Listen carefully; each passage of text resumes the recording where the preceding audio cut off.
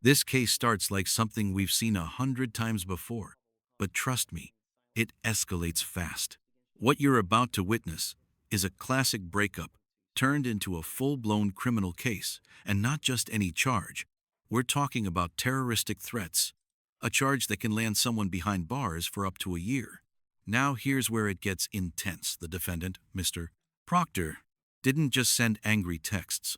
According to the report, he allegedly told his ex-girlfriend that someone is going to die tonight, and even mentioned bringing a gun to her house. That's not just emotional, that's legally dangerous. And here's the twist. Police didn't just take her word for it. They verified the messages directly from his phone. That changes everything. So the real question is, was this just emotional rage after a breakup, or did this cross the line into a serious criminal threat? Because in court, intent matters, but evidence matters more. Stay with me, because the judge in this case doesn't hold back, and what happens next could determine whether this man walks free or heads straight toward jail time. Are you Jesse Joe Proctor? Yes, Judge. Proctor, you're charged with terroristic threat. You're facing up to a year in jail and or a $4,000 fine. We are going to do probable cause. You have the right to remain silent. Anything you say can or will be used against you. You have the right to have an attorney present. If you cannot afford one will be appointed to you, sir. I do apologize. Internet's being slow. It's loading right now.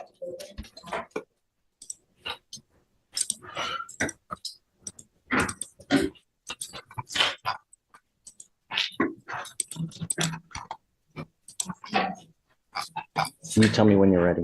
Yes, Judge. Apologies. No problem.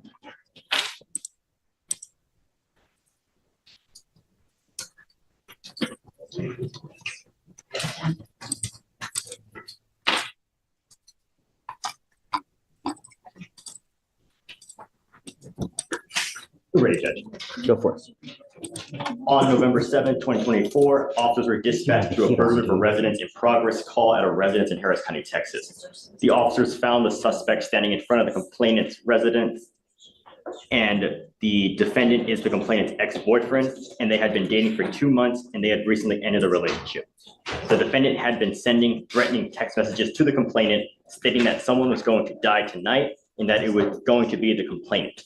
The complainant and her mother were going to die, and he also sent messages that he is going to take his gun to the complainant's house. The officers observed the text messages and confirmed that the defendant sent them by asking the defendant for his phone number and comparing them to the messages to get the complainant's attention. The complainant stated she feared for her life because she stays at home alone and would like to pursue charges. Got it. All right, Let's Mr. break this down, because this is where things get legally serious.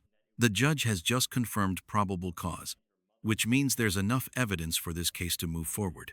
Now, that doesn't mean he's guilty yet, but it does mean the court believes this situation is serious enough to prosecute. And look at the details. Threatening messages, mention of a weapon, and the victim stating she feared for her life. In cases like this, fear alone, when backed by evidence, can be powerful in court. But here's what really stands out. The police didn't just rely on screenshots or claims.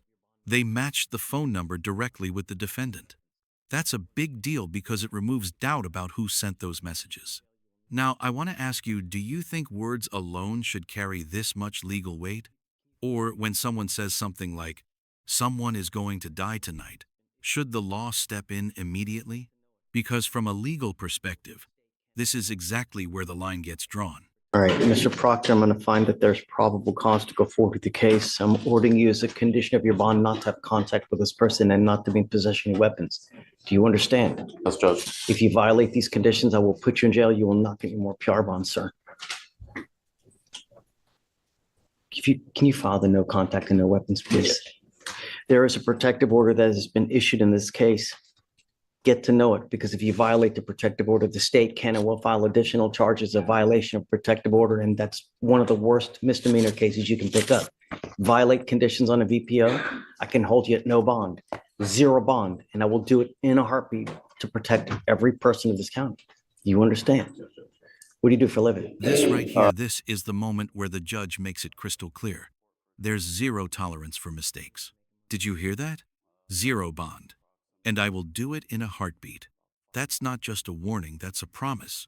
Protective orders are no joke. A lot of people underestimate them, thinking it's just paperwork. But violating one can actually make your situation way worse than the original charge. And notice the judge's tone. It's not just legal, it's personal. He's not just protecting the victim, he's talking about protecting everyone in the county. That's authority, but also responsibility. Now think about this. If you were in this situation, would you risk even a single message? Even one mistake could mean immediate jail time. Because at this point, it's not just about what already happened. It's about what happens next. What do you do for a living? I do operation support for a transportation company. How much money do you make a month? Approximately about 5,000. I just started the job like 2 weeks ago. We're going to give you time to hire lawyers. So I will first have you go to Victoria, sign a reset. After that, I'll get you to take a seat in the jury box. We're going to have to wait for your bond conditions. We'll have you sign it. And after that, you'll be free to go. Don't go anywhere near this person. Life is too short. Do you understand? I'm telling you, life is way too short to live in a 6x9 box because of one person. There's 10 gajillion fish in the sea. Move on. It's over. You understand? That's just Okay, man. Come on. So here's the full picture.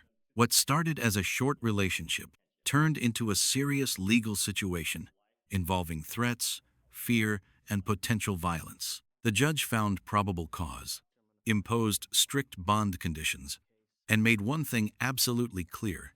Any violation will lead straight to jail. Now, legally speaking, this case highlights something important. In today's world, text messages can be powerful evidence. What you say in a moment of anger can follow you into a courtroom and possibly change your life. The defendant walks away for now, but under strict conditions. No contact, no weapons, and zero room for error. The real question is, will he follow those rules or come back in front of this judge under much worse circumstances? And I want to hear from you. Do you think the judge handled this correctly? Or should the consequences have been even stricter? Drop your thoughts in the comments. And if you found this case as shocking as we did, make sure to hit that like button, share this video, and don't forget to subscribe for more jaw-dropping courtroom breakdowns just like this.